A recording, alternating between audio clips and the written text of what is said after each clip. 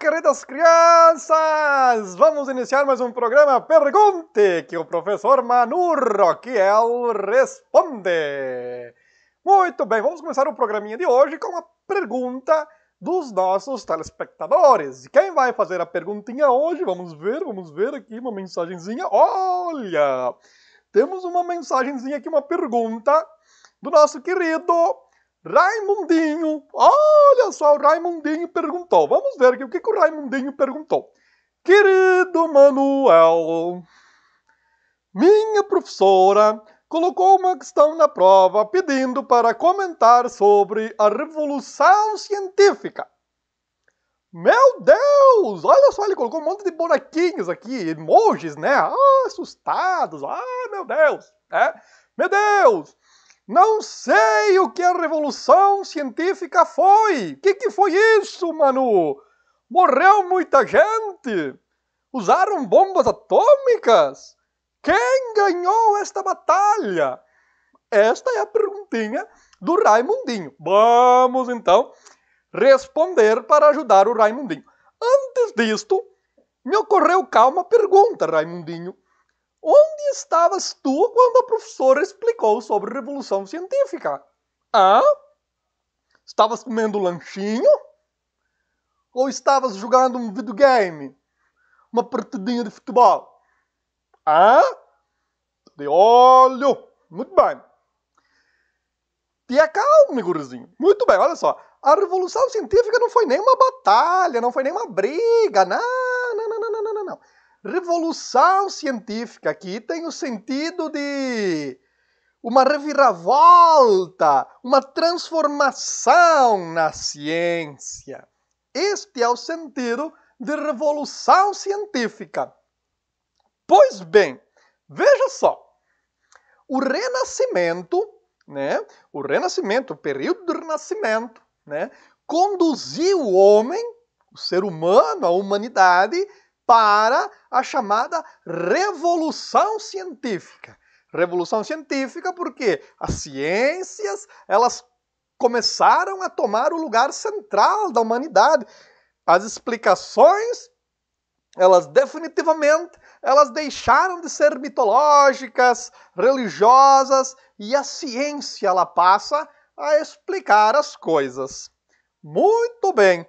O homem, na verdade, ele sempre se questionou sobre o desconhecido, né? Desde o surgimento do homem, o homem sempre ficava com aquela pulguinha atrás da orelha frente às coisas que ele desconhecia. E veja só, e mesmo durante o Renascimento, o homem olhava para o céu, via aquela imensidão e percebia que deveria existir muito ali, naquele espaço, que não era conhecido, ou que era desconhecido. Ou seja, as estrelas, o universo, enfim, tudo isso gerava perguntas, mistérios. Será? Meu Deus, será? E será?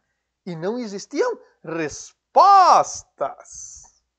Então, começou uma busca por tentar explicar este desconhecido. Tudo aquilo que gerava desconfiança, dúvida, imaginação no ser humano.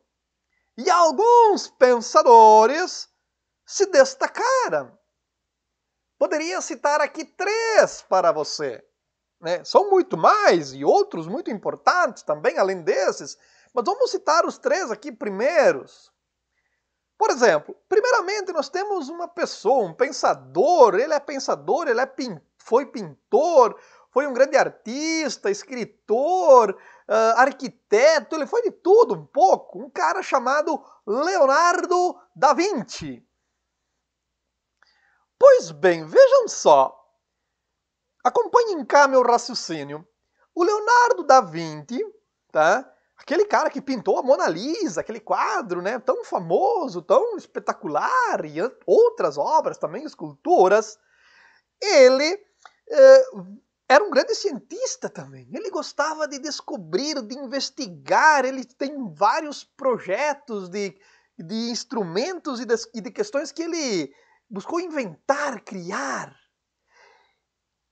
E no pensamento, nas obras do Leonardo da Vinci, nós vamos perceber as duas principais características da revolução científica, da ciência moderna. Quais são essas características? Primeiro, a experiência sensível.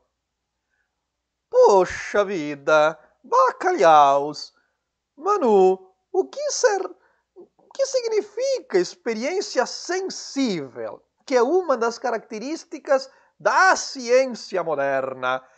Vos digo então, vejam só, a experiência sensível significa que o Da Vinci, para fazer as suas conclusões científicas, ele experimentava, ele desenvolvia experiências, ele criava equipamentos para gerar experiência daquilo que ele estava falando.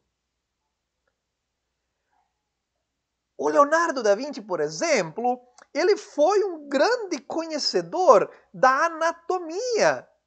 A anatomia é a ciência que estuda o corpo humano, né? As partes do corpo humano. O que o Da Vinci ele fez? Ele fazia um processo chamado dissecação de corpos, né? Ou seja, pessoas que haviam morrido, né? Os corpos, né? De pessoas mortas que não tinham, né? Pessoas que não tinham familiares e que morriam e que ninguém, né? Aparecia lá para sepultar os corpos, né? Um grupo de pensadores, eles abriam os corpos para estudar as partes, para entender como é que funcionava esse negócio tão complexo que é o ser humano. Então ele estudava os músculos, ele tirava a pele, olhava os músculos, os ossos, né? Por isso também que nas pinturas, né, ele conseguia fazer os contornos dos músculos, porque ele sabia, né, aonde começava um, aonde que terminava outro. Ele tinha essa curiosidade. Ele fazia experiência, ele ia lá e experiência sensível é tudo aquilo que eu posso tocar, que eu posso sentir. Pelo tato, pelo olfato, pela audição, pela visão, né? Então, fazia experiência sensível. Esta é a primeira característica. E a segunda característica é a questão do cálculo matemático.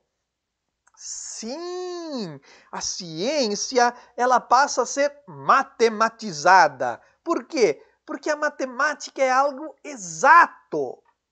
Ela é exata. 2 mais 2 é 4. Aqui no Brasil, lá em Portugal, Lisboa, na China, no Japão, nos Estados Unidos. É exato, é igual para todos.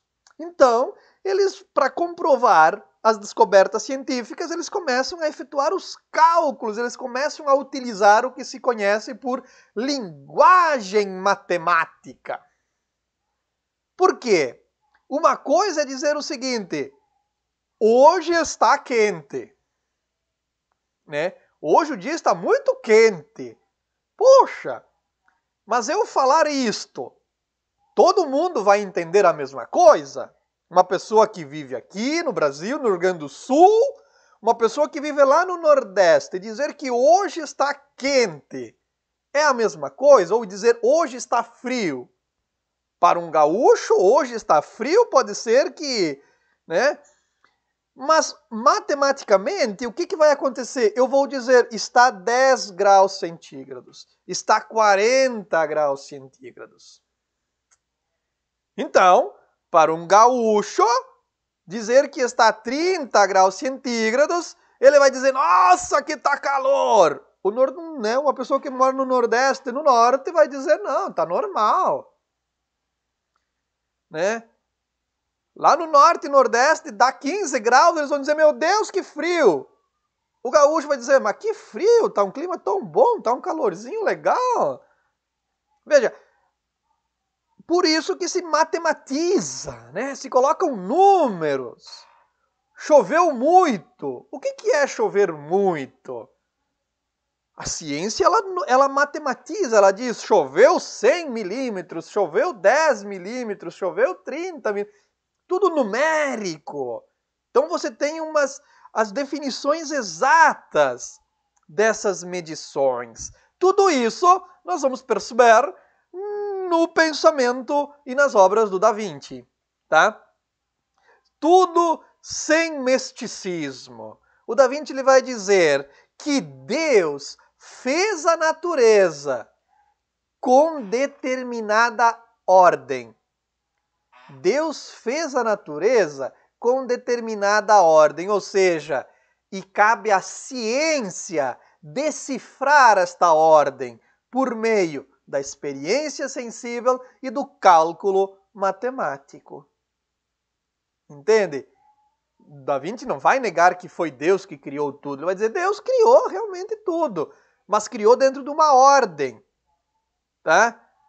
Ao homem não cabe dizer ou tentar explicar como o homem surgiu, mas sim explicar a ordem que Deus deu para as coisas. Entendes?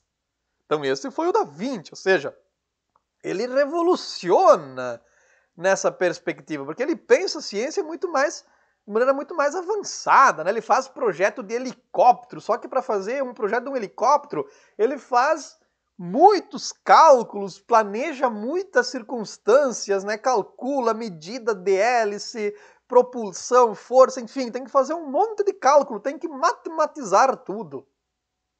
Ok? Então esse é o primeiro pensador que nós poderíamos destacar. O segundo pensador muito importante é um carinha chamado Copérnico, Nicolau Copérnico, né? O que o Copérnico fez?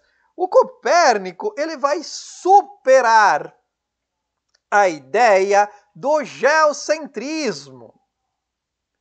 Uma ideia que surgiu lá com Ptolomeu. O Ptolomeu, ele diz que no universo a Terra, o planeta Terra é o centro de tudo. Ora, pois, o universo, o centro é a Terra. E tudo gira em torno da Terra, dizia Ptolomeu. O Copérnico, ele vai falar o seguinte, não. O que acontece é isso aqui, ó. O que acontece é que a Terra gira em torno do Sol. Não o Sol em torno da Terra. Então o Copérnico ele propõe o heliocentrismo. Hélio, né? O Sol é o centro, não a Terra. Entende? O Copérnico ele revoluciona, né? Porque lá os medievais diziam, né, que Deus criou o homem, né? A imagem e a semelhança, então o homem é o centro de tudo, e se o homem é o centro de tudo, ele habita a Terra, então a Terra é o centro de tudo, né? O Copérnico ele vai dizer, não, o centro de tudo é o Sol, nós é que giramos em torno do Sol, né? Então essa foi a grande contribuição do Copérnico. E um outro, né, que também fez uma grande, que contribuiu para essa revolução, para essas descobertas fantásticas da ciência no período moderno, foi um cara chamado Kepler, né? Aqui em cima o nome dele, ó, né? Aqui, Kepler, aqui está o nome dele, né? Kepler. O Kepler, ele falou o quê? O Kepler, ele viu o que o nosso amigo aqui Copérnico falou, né? Que o Sol é o centro e a Terra gira em torno do Sol, e ele contribuiu, né? Porque o Copérnico dizia que a Terra gira assim, ela faz um círculo perfeito ao redor do Sol, né? O Kepler ele vai dizer, na verdade, não! Na verdade, a Terra, ela se movimenta num movimento elíptico, ou seja, oval, né? Esse movimento que está acontecendo aqui na filmagem é mais ou menos isso aqui, ou seja, a Terra ela não faz um círculozinho assim perfeito. A Terra, né, tem o Sol aqui, ela faz um movimento oval ao redor do Sol, né? Então ela vai ter momentos que ela vai estar mais distante, momentos que ela vai estar mais próxima, depois volta a se distanciar, enfim. Esta é a perspectiva do Kepler, que a Terra gira em torno do Sol, porém não de maneira fazendo um círculo perfeito, não, ela faz um ovo. O movimento é oval, é elíptico. Entendes? Então vejam só, crianças, querido Raimundinho que me perguntou, né? Então vejam, revolução não foi nem uma briga, revolução científica. Revolução científica foi este movimento, né? Que a humanidade, através de pensadores como Leonardo da Vinci, Copérnico, Kepler, depois dá para se falar de Galileu também, esses pensadores promoveram mudanças muito profundas, muito importantes, né, no pensamento moderno, no pensamento científico. Ok? Espero ter ajudado a todos vocês, tá? Fiquem bem. Um grande abraço do professor Manu Rockiel. Hoje só vou responder essa pergunta. Poxa vida, cansei, né? O Raimundinho aqui, ele faltou a aula, né? Para não falar isso aqui. Ah, meu Deus do céu. Tchau, gente. Tudo de bom.